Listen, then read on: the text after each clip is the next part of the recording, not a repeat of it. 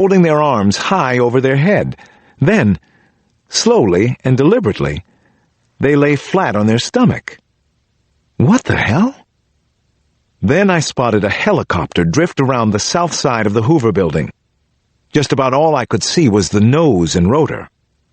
The ominous hovering of the copter caused the agents in the courtyard to aim their weapons into the sky. This was a no-fly zone, after all. The agents on the ground were yelling and threatening with their guns. Then the helicopter banked sharply away from the Hoover building. It disappeared from sight. Seconds later, Charlie Kilvert was in the doorway again. "Somebody's been shot upstairs." I almost knocked Charlie over getting out the door.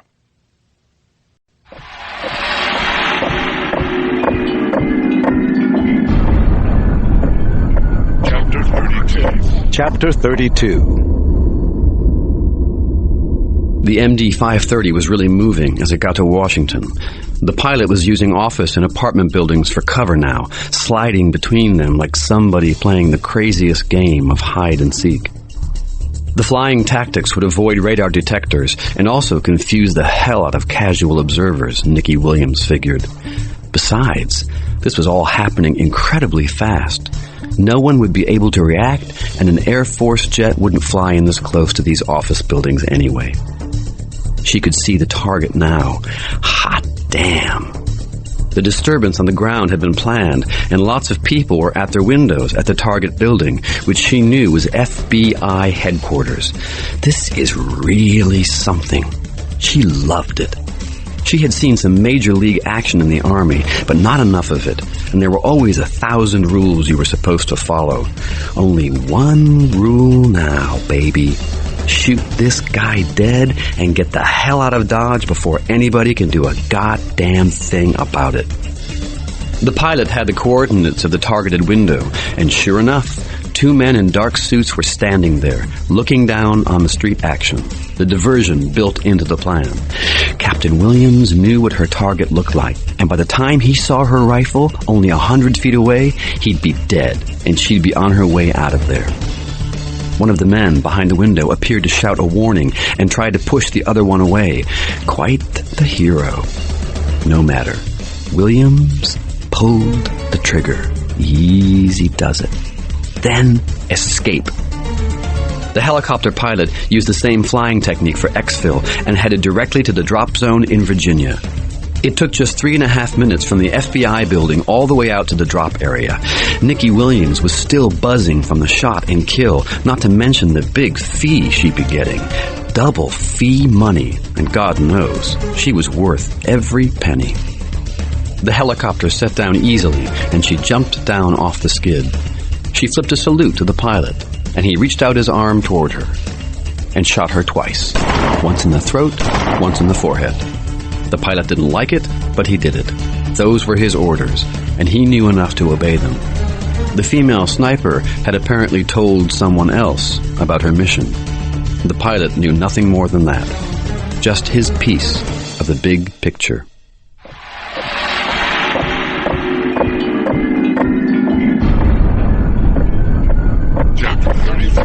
Chapter 33. This much we knew. The 2 men captured down in the courtyard had been hustled inside the FBI building and were now being held on the 2nd floor. But who the hell were they? The serious rumor circulating was that Ron Burns had been shot, that my boss and friend was dead. Sources had it that a successful sniper attack had been made and that Burns's office was the target. I couldn't help thinking of the assassination of Stacy Pollock earlier that year. The Wolf had never actually taken responsibility for the murder of the head of the SIOC, but we knew that he was the one who ordered it. Burns vowed revenge, though none had been taken. Not to my knowledge, anyway. About half an hour after the sniper attack, I got a call to go down to the 2nd floor. That was good. I needed to do something or go crazy in my office. "Anything on the shooting upstairs?" I asked the ACAS who called me. "Nothing I know of. We've heard the rumors, too. No one will deny or confirm anything. I spoke to Tony Woods in the director's office, and he won't say anything. Nobody's talking, Alex. Sorry, man." Something happened, though. Somebody got shot? Yeah, somebody got shot up there. Feeling sick about everything that had happened in the past few days, I hurried down to the second floor and was led by a guard to a row of holding cells I hadn't known even existed. The agent who met me explained that he wanted me to conduct the interview without a briefing, to get my take on the prisoners. I walked into one of the small interview rooms and found two scared-looking black men dressed in camis. Terrorists? Doubtful. They looked to be in their mid-30s, maybe early 40s, but it was hard to tell. They needed haircuts and shaves, their clothes were soiled and wrinkled, and the room already stank with perspiration and worse. "We already told our story," one of the men complained bitterly, screwing up his wrinkled face as I entered the room. "How many times we got to tell y'all?" I sat down across from the two of them. "This is a homicide investigation," I said. I didn't know whether they'd been told that, but it was where I wanted to start. Somebody is dead upstairs. The man who hadn't spoken yet covered his face with his hands and started to moan and sway from side to side. "Oh no, oh God, no," he groaned. "Take your hands away from your face and listen to me," I yelled at him. Both men looked at me and shut up. Now they were listening, at least. "I want to hear your story. Everything you know, every single detail. And I don't care that you told it before. You hear me? You understand? I don't care how many times you think you told it.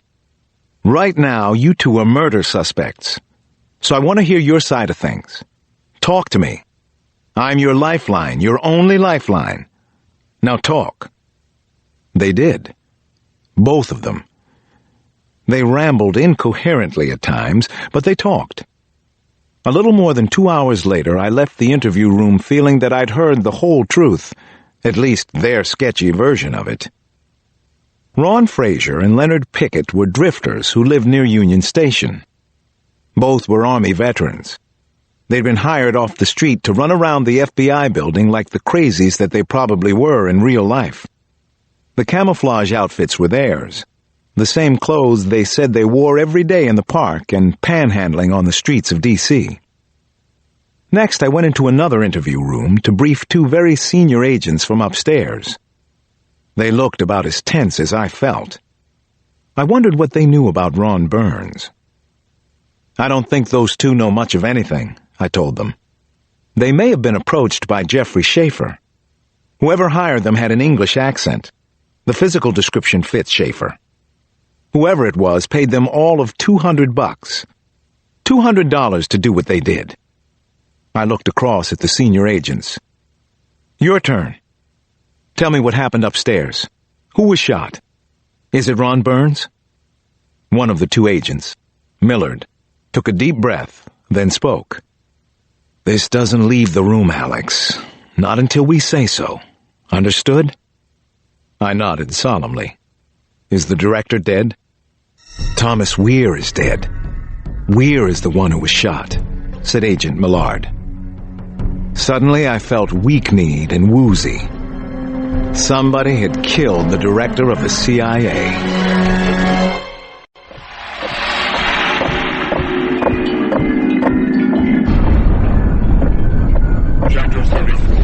Chapter 34.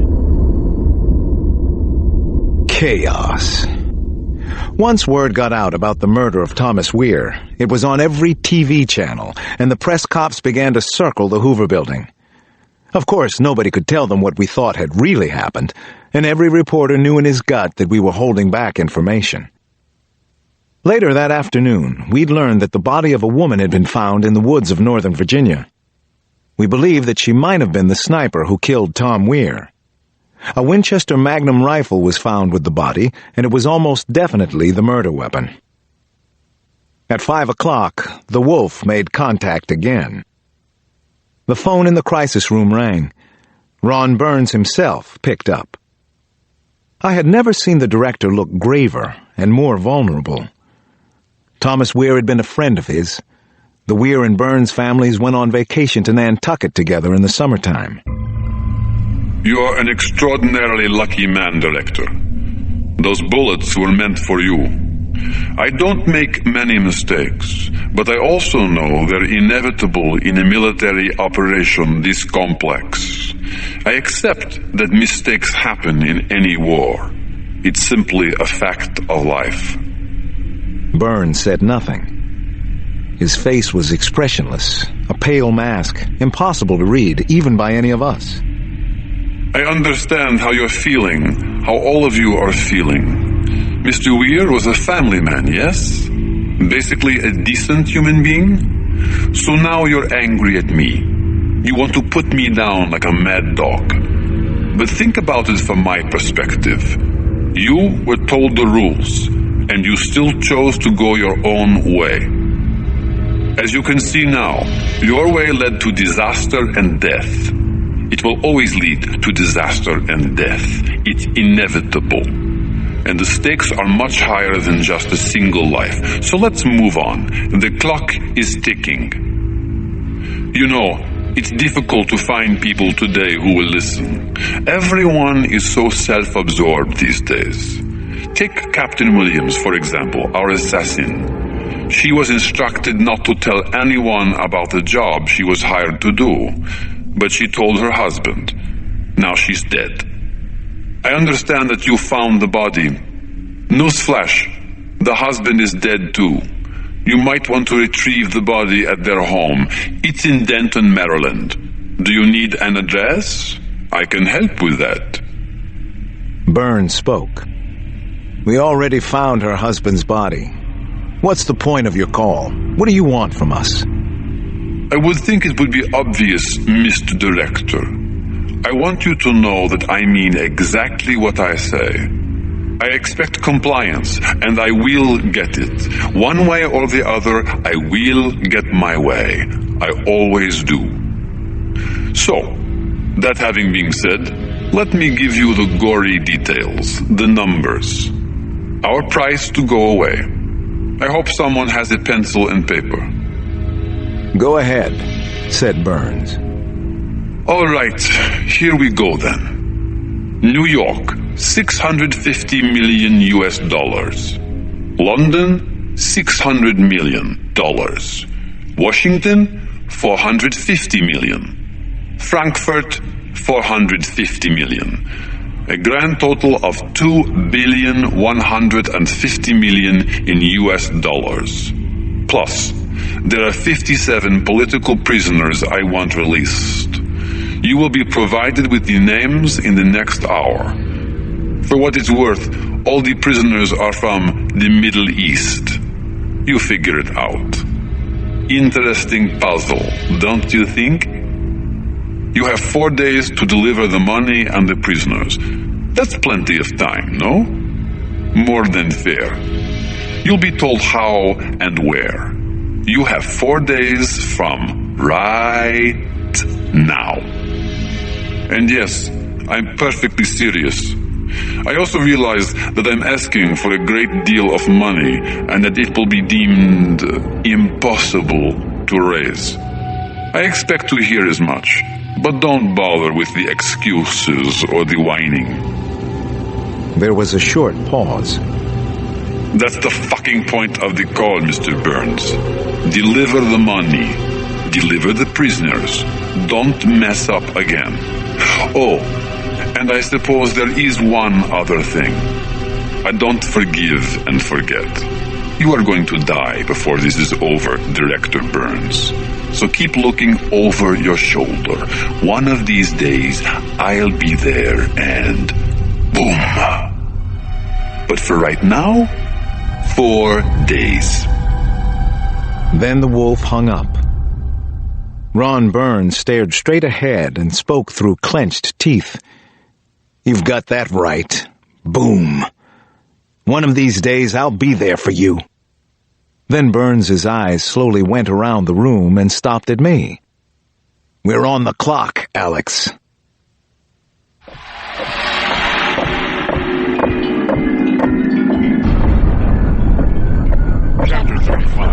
Chapter 35. Burns continued. I'd like Dr. Cross to give us his impressions of the Russian maniac. He knows all about him. For those of